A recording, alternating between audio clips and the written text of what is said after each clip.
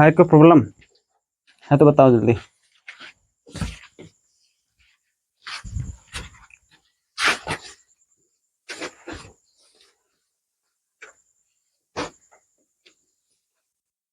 नहीं ना, चलो आगे चैप्टर क्या है, समांतर श्रेणी। समांतर श्रेणी एपी।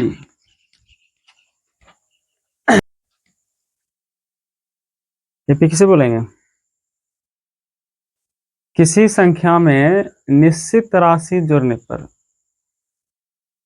ठीक है, जो पद प्राप्त होती है वो एक समांतर श्रेणी है। यानी किसी संख्या में, जैसे कि एग्जांपल के तौर पे हम ले लेते हैं,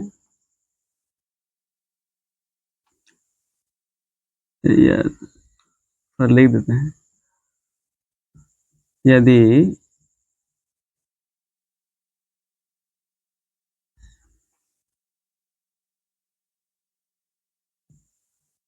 किसी संख्या में निश्चित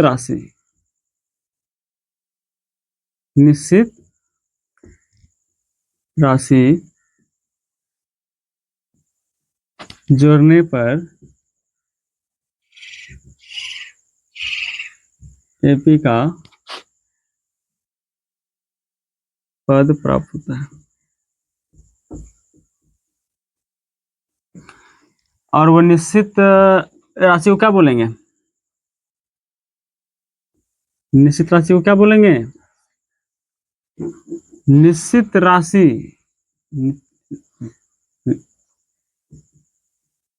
को सार्वंतर बोलते हैं।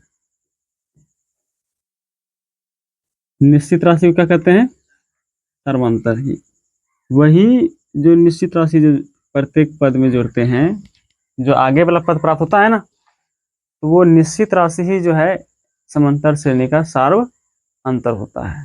ठीक है, या कोई भी श्रेणी अगर एपी में हो तो सार्वंतर क्या होना चाहिए? समान होना चाहिए। कोई भी श्रेणी, एग्जाम्पल में देखो, जैसे हम 2 ले लिए, एक निश्चित राशि ले लो 3, ठीक है, अगर इस पद में 3 जोड़ेंगे तो कौन सी राशि प्राप्त होगा? 5।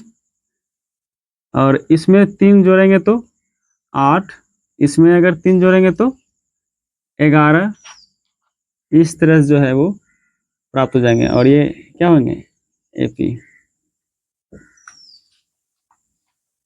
ठीक है, और इसमें से ये जो होगा ये प्रथम पद होगा। ठीक है, और निश्चित राशि जो जोड़ रहे थे,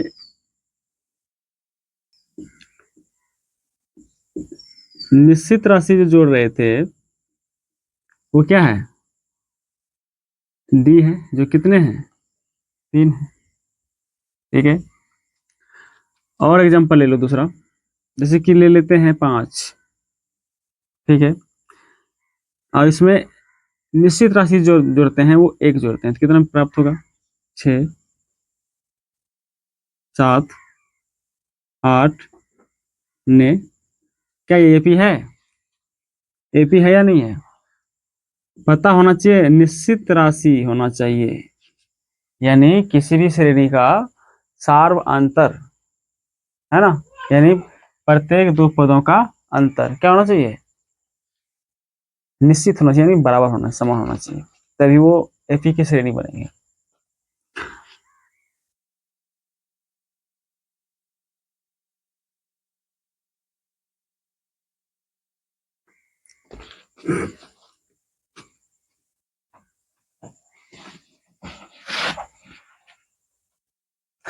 तो यहाँ देख पा रहे हो कि ये संख्या में निश्चित राशि कितना जोड़ाया? 3। इसमें कितना जोड़ाया? 3। इसमें कितना जोड़ाया? 3। बराबर बराबर राशि, और इसमें 1, इसमें 1, इसमें 1। ठीक है, तो यहाँ में लिख दिए हैं कि निश्चित राशि जो होते हैं वो सार्व अंतर यानी कॉमन डिस्टेंस डी, इसे डी बोलते हैं। ठीक है। य- यदि A1 A2 A3 A4 dot dot dot dot dot dot AN in AP, यदि ये सीरीज AP में है तो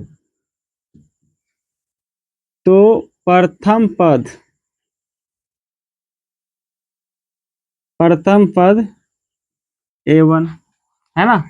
A1 क्या कहलाएगा? प्रथम पद कहलाएगा।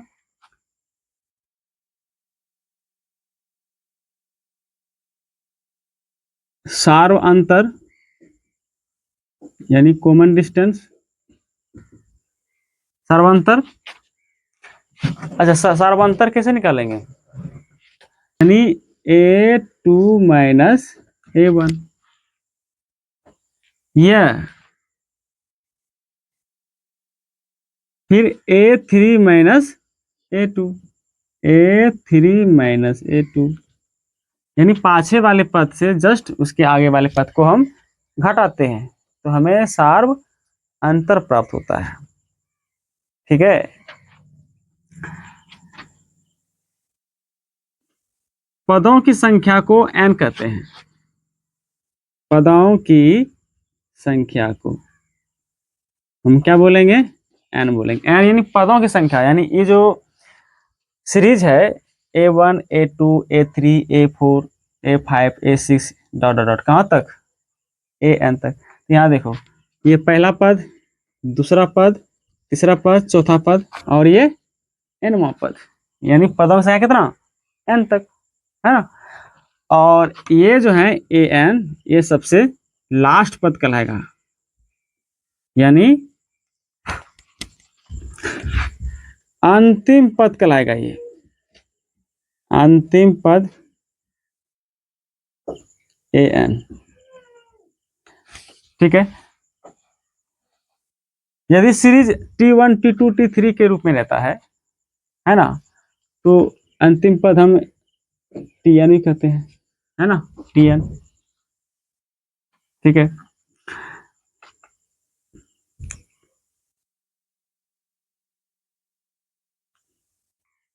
AP के समान पद, तो इसको हम समान पद कैसे लिखेंगे? देखो A, ठीक है, इसमें हम निश्चित राशि जोड़ते हैं A प्लस D। आगे मैंने क्या बोले? किसी राशि में निश्चित पद जोड़ते हैं, तो किसी राशि मैंने A ले लिए, इसमें हम समान राशि हम D जोड़ दिए, तो अगला पद कौन से प्राप्त होगी? A plus D. फिर A प्लस डी में हम फिर D जोड़ेंगे, क्या प्राप्त होगा? A plus 2D। फिर इसमें हम D जोड़ेंगे तो A प्लस 3D, और इस तरह से कहाँ जाएगा? A प्लस सबसे अंतिम में जो होगी n-1 इंटू D, यानी सबसे अंतिम पद जो होगा, सबसे अंतिम पद, है ना, वो क्या होंगे? n पदों से एक कम होंगे। कैसे होगा ये देख लो। जैसे कि प्रथम पद A1 या T1 ले सकते हो, है ना। प्रथम पद को हम क्या लिखेंगे? A। ठीक है। और दूसरा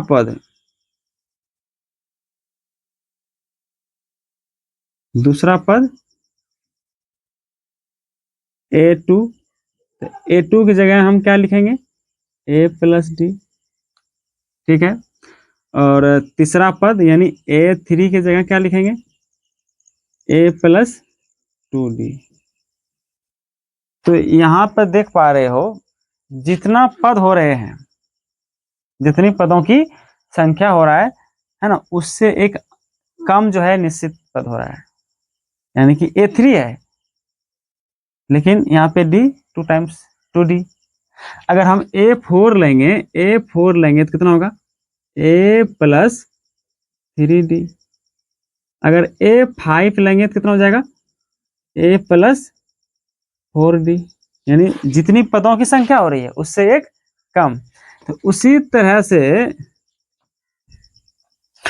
तरह से अगर nवां पद लेंगे, nवां पद, तो क्या हो जाएगा, A प्लस, पदों संख्या कितनी है n, यहाँ देखो, यहाँ पदों संख्या कितना था, 5, तो उससे एक कम था, यानी कि हम ऐसे लिख सकते हैं कि नहीं, A plus 5 minus 1 into D, तो ये प्राप्त हुआ था, है ना।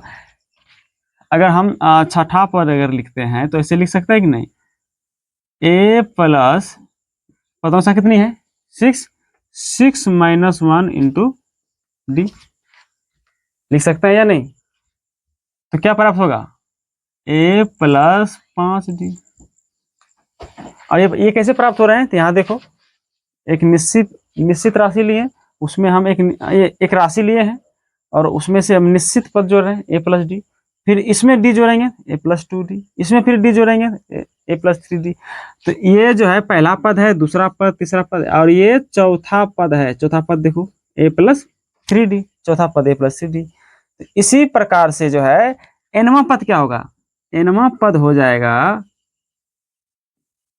A प्लस, पदों संख्या कितनी है, n है, उनमें से एक क्या होगा, माइनस होगा, और इंटू डी। ये जो है कि एपी के nवां पद निकालने के लिए फॉर्मूला होते हैं, जिसको हम यूज करते हैं, A plus n minus 1 into D. ये सूत्र है, इसको याद रखने का। इसको हम Tn भी लिख सकते हैं, है ना। यदि पदों संख्या T1, T2, T3, T4 इस तरह से, Tn या An बराबर सूत्र क्या होगा, A plus n minus 1 into D. तो ये फार्मूला का कॉन्सेप्ट समझ में आया कि नहीं, ये nवां पद निकालने के लिए फार्मूला हुआ, ठीक है। तो इसी के आधार पर जो है हम एपी के nवां पद निकालेंगे, है ना, पदों की संख्या भी निकालेंगे और सार्वंतर भी निकालेंगे। सार्वंतर हम कैसे निकालते हैं, सार्वंतर किसको बोलते हैं, वही निश्चित राशि जो जोड़ते हैं। जो राशि हम जोड़ते हैं, जोड़ने के बाद जो आगे वाला जो है जो पद प्राप्त होता है ना, वही उनकी क्या है, सार्व अंतर है। निश्चित राशि और सर्वांतर कैसे निकालते हैं, प्रत्येक पाछे वाला पद में जस्ट उसके आगे, यानी पाछे वाला पद से जस्ट आगे वाला पद, ठीक है। नहीं तो यहां देखो, यहां निकाल के देखो, अगर तुम्हें डी निकालना है तो यहां देख लो, अगर हम आगे वाला पद से पाछे वाला पद अगर निकालते हैं, ठीक है, तो वो क्या हो जाएगा, माइनस में होगा। लेकिन हम मैंने जो जोड़े हैं, प्लस में जोड़े हैं ना, डी जोड़े हैं, डी 2D 3D इस तरह से जोड़े हैं। तो हम डी निकालने के लिए क्या करेंगे, जस्ट पाछे वाला पद, जैसे क्या है, A प्लस डी, इसमें जस्ट इसके आगे वाला पद कौन सा है, A, इसको घटाओ, ये प्लस माइनस खत्म, देखो डी प्राप्त हुआ। फिर इस पद में इस पद के घटाओगे तो घटाओ,